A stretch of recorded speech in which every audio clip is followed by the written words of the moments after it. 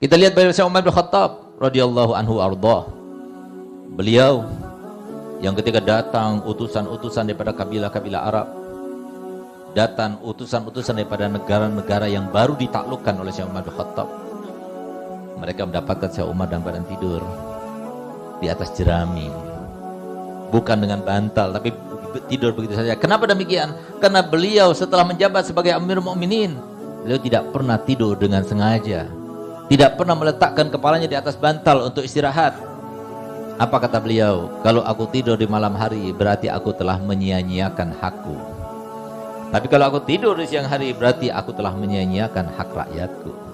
Sehingga beliau tidak pernah tidur kecuali kalau sudah ketiduran sendiri. Nggak pernah dia sengaja meletakkan bantal kemudian tidur seperti kita, tidak. Suatu waktu ketika beliau itu sedang tidur, maka datang utusan-utusan daripada negara yang baru dibuka itu, yang dia itu bawa beberapa hadiah dan sebagainya untuk Amirul Mukminin. Begitu dia datang, dia melihat yang tidur itu, dia tidak menyangka bahwa itu adalah Amirul Mukminin. Sehingga ketika dia bangun, maka lipatan-lipatan di badannya, bekas daripada pelepah kurma itu tampak di punggungnya. Sehingga mereka heran, ini Amirul Mukminin? Ini adalah ketua daripada kaum muslimin semuanya, sekarang sudah menaklukkan negara-negara di Eropa itu.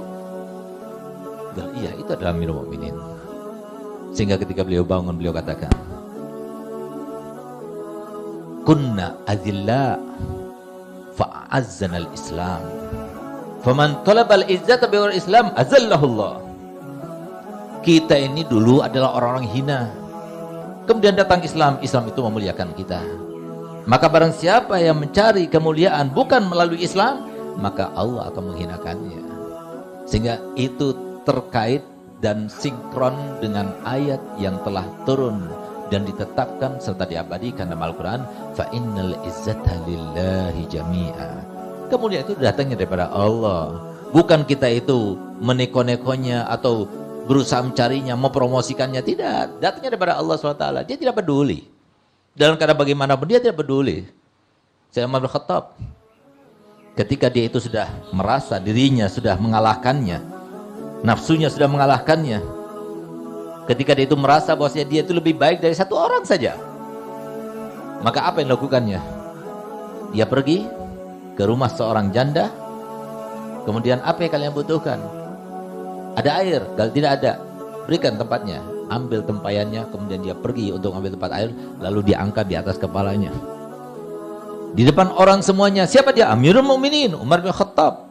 Dia tidak malu depan orang dia melakukan itu. Untuk apa? Untuk lebih mematikan lagi hawa nafsunya. Itu dilakukan mereka. Kenapa? Dibangun jiwanya. Kalau jiwa sudah terbangun, badannya terbangun, semuanya terbangun. Oleh karenanya kenapa dikatakan di dalam surat Yasin disebutkan, wa man nu'ammirhu nunakisu afala ya gilun. Orang yang ditambah umurnya maka tambah kurang. Kekuatan badannya kurang, kekuatan matanya kurang, kekuatan kakinya kurang. Tapi dikatakan oleh Mufassir Al-Khazin, dikecualikan daripada mereka para ulama. Kenapa? Dibangun jiwanya. Ketika sudah terbangun jiwanya, bangun semuanya.